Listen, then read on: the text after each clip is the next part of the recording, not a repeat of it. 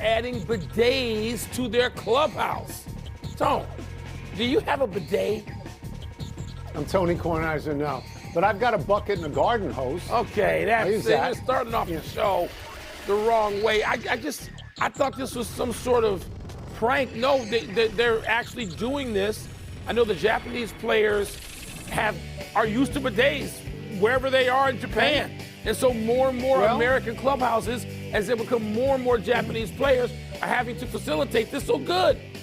Good. Yeah, it's a good idea. Yeah. It actually is a good idea. Welcome to PTI, boys and girls. In today's episode, Bob Kraft does not make the Hall of Fame. The Grizzlies trade Jaren Jackson Jr. and Jeff Saturday joins us for 5 good minutes. But we begin today with the news that 41-year-old skier Lindsey Vonn has indeed, quote, completely ruptured, unquote, her ACL. You would think that would keep her out of the upcoming Winter Olympics, and you would be wrong. Vonn, who was in the middle of a brilliant comeback after 6 years of retirement, plans to ski anyway in this Sunday's downhill. She said, quote, it feels stable, it feels strong, I will do everything in my power to be in the starting gate, unquote. Wilbon, Lindsey Vonn's was a hugely compelling story before this injury. What is it now? An inspirational story. I mean, there just aren't that many people who would want to try this, much less be able to try this in the Olympics. I mean, when I hear of that injury, Tony, and then a willingness and a courage to play through it, I think of Reggie White. I'm sure there's a few people in various sports over a long period of time, particularly back 60, 70 years ago, when you didn't have the ability to deal with a wrecked knee as you do now and come back in a year. People just had to play or go away, retire. I think of Reggie White. But then when I heard this about Lindsey Vonn, I'm just like, yeah. I mean, this seems to be who she is. The good knee is titanium. So what are we talking about? Yeah. She just seems to be, I'm going to say this, and maybe I'm going to say it anyway. She's a badass. Lindsey Vonn. Who's cooler than Lindsey Vonn? I can't wait to see if she's out there. If she's not, God bless. If she is, can't wait to see it. Okay. So my feelings are similar to yours. If the question is, what is her story now? Her story is now a movie. It's a blockbuster comic book movie. If she skis, she doesn't have to win. If she skis, it's going to be the biggest story in the Winter Olympics. The only Winter Olympic story that I remember being bigger than this was in Lillehammer with Tanya Harding and Nancy Kerrigan. I was there. I wrote about that every day for 2 weeks. If she skis in this, she's on that level. The slight difference is the downhill is actually this Sunday, Super Bowl Sunday, where with this figure skating, which came at the end of the Winter Olympics, there was a 2-week buildup for it. I feel like you do. How could you not root for Lindsey Vonn at this point? Especially since where they're going to compete on that course in Cortina, she has won 12 times, which is a World Cup record. And to your other point, downhill skiers are crazy as loons, and you cannot take your eyes off them. Remember Franz Klammer? Remember when he flew off the mountain? Off the mountain. Yeah. So, yes, I mean, I'd watch. It's breathtaking. I will watch. Tony, the Super Bowl thing is amazing. Though. Look, so in this country, her home country, that's the only place where you won't be the #1 attraction for eyeballs and television, because the rest of the world ain't caring about the Super Bowl, no matter what the NFL and all its sycophants wants to tell you. They'll be watching Lindsey Vonn. Let's move to the report. The Patriots owner, Bob Kraft, will join Bill Belichick in not being inducted in the Pro Football Hall of Fame this coming August. Like Belichick, Kraft reportedly did not receive the 40 votes necessary from the 50 Hall of Fame voters.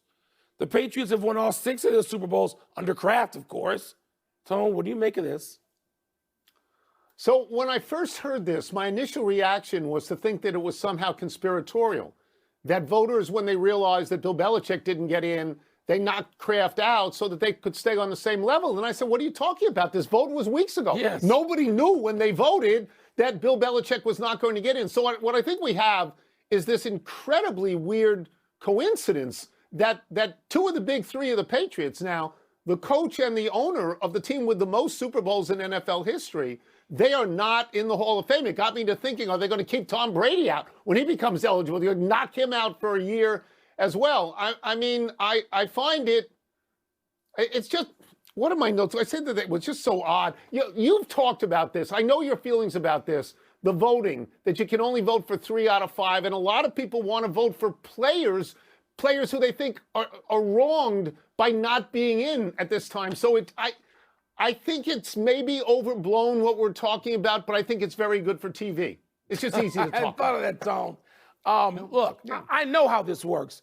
And the more people I listen to on television, I know 95% of them don't know how it works. And I don't even know how it works because I've been gone from that room too long and they've changed the voting, the system. But this system seems as screwed up as the one I was in the room under for 10 years. And that system, like this one, that system sometimes forced you to keep alive the eligibility of someone you thought was worthy.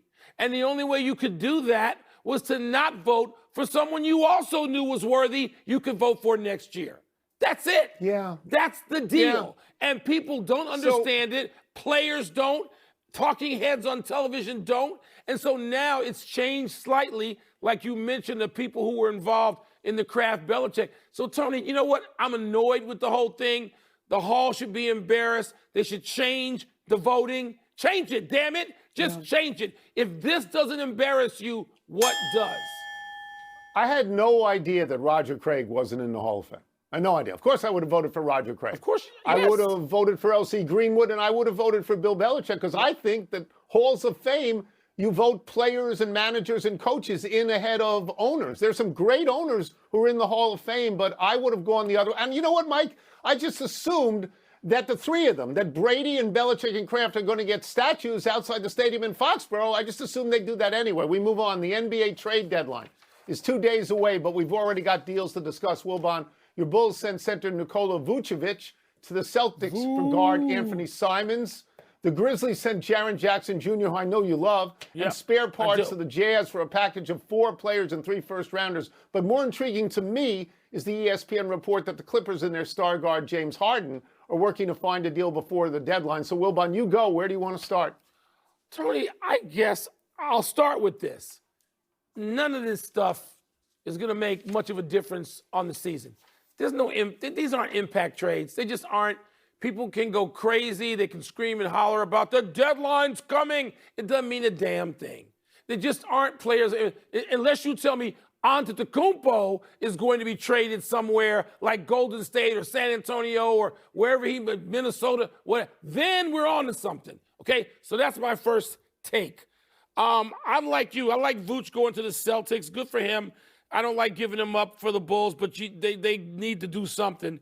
The Jaren Jackson trade sounds doesn't mean much going to Utah. Not this year, maybe in future years. So I'm going to go with you. I know how much you were one of the few guys 10 years ago who loved James Harden then.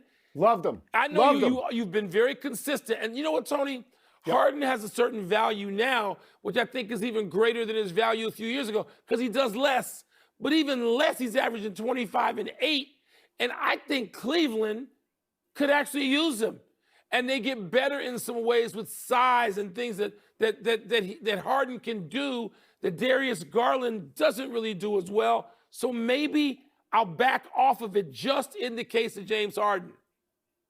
Yeah. So my feeling about this with James Harden is I want to know, did he initiate this? Did he go to the Clippers and say, get me out of here, I don't want to be here anymore? Did the Clippers come to the conclusion that he's a long-term liability on some level and they wanted to get rid of him?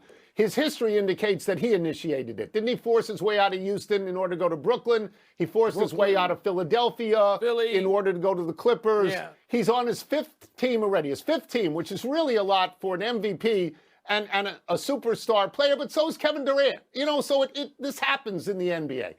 He's a Hall of Famer. There's no team in the league that isn't going to be better for having him.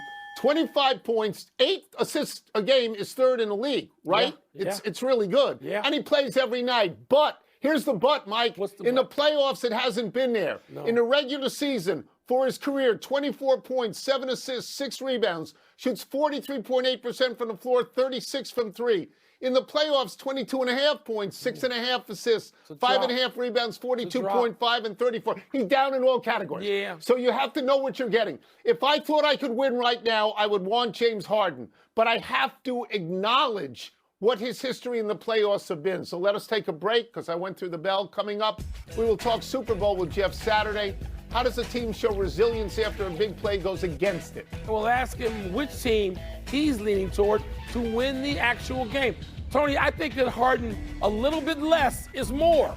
I think we might be at a stage for Harden, even at his advanced basketball age, where he can help a team 36. this postseason. Yeah, Maybe Cleveland. you know I've loved Harden for a long time. I know. But you got to look at the whole of it. You know, no rings, right? One final. He's not Mr. October. The PTI investigative team has learned that it's Super Bowl week, which makes it a perfect time for a visit from our great friend, ESPN NFL analyst Jeff Saturday. Let's start with this.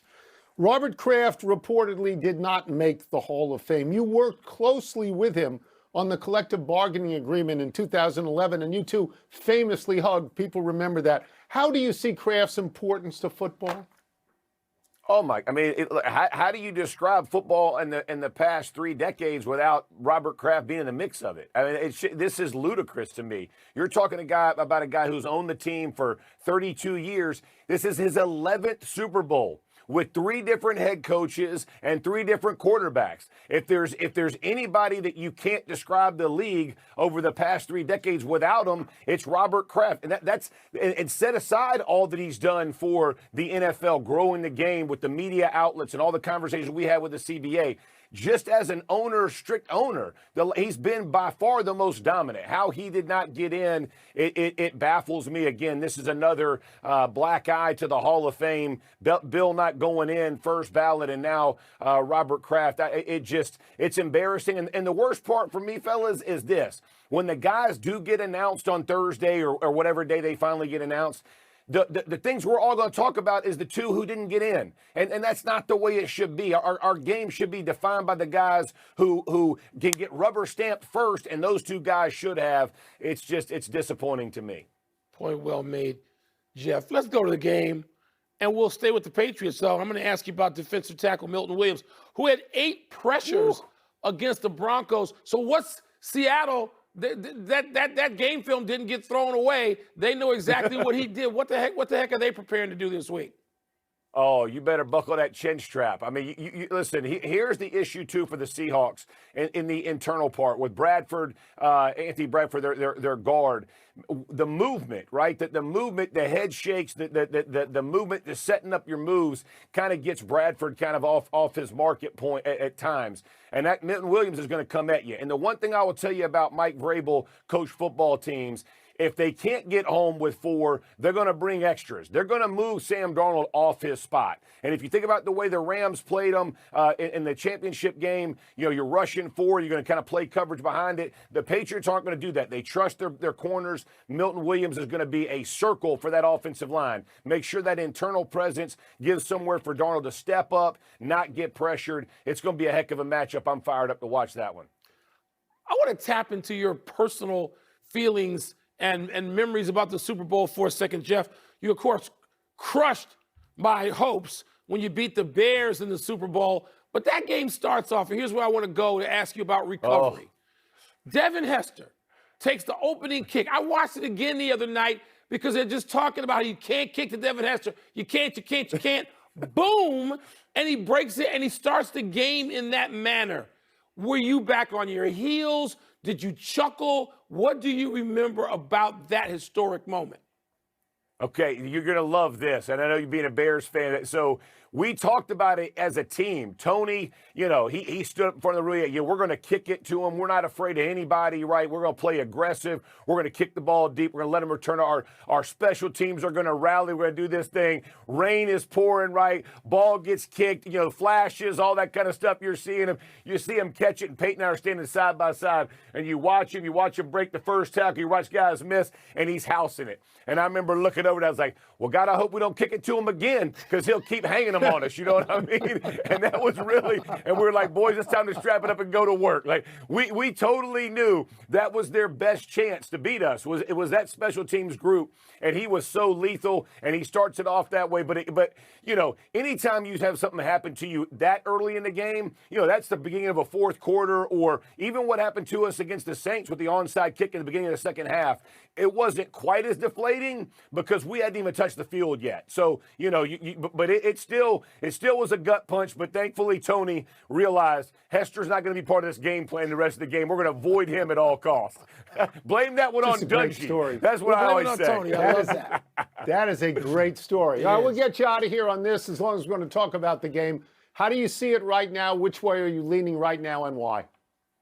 Oh, I think this is an awesome matchup. And I think if as you're looking at this thing, my heart kind of goes Patriots, right? I got a Tar Heel at Drake May being a quarterback and Mac Hollins, who's a receiver for them. So I want them to play well. But you look at this Seattle team, and they are just loaded up. And I love both. I think both defensive lines have the advantage, especially when I look at the Seahawks line and you look at the Patriots. They've given up 15 sacks in 3 games, and 11 of them against a 4-man rush. So it's not like you're having to blitz to get home. They're going to have to bolster up and play through that offensive line to give Drake May some time. He got a sore shoulder, and it's all about big plays. If the Patriots can make big plays down the field that they've done this season, they'll have a shot at it. If Seattle squashes that and makes it a drive it, 5 yards and hope for some long drives, I think the Seahawks walk away with it. So, but I'm fired up for it. I haven't picked yet. I'm still thinking about it, but it's going to be a heck of a game, fellas. I'm fired up.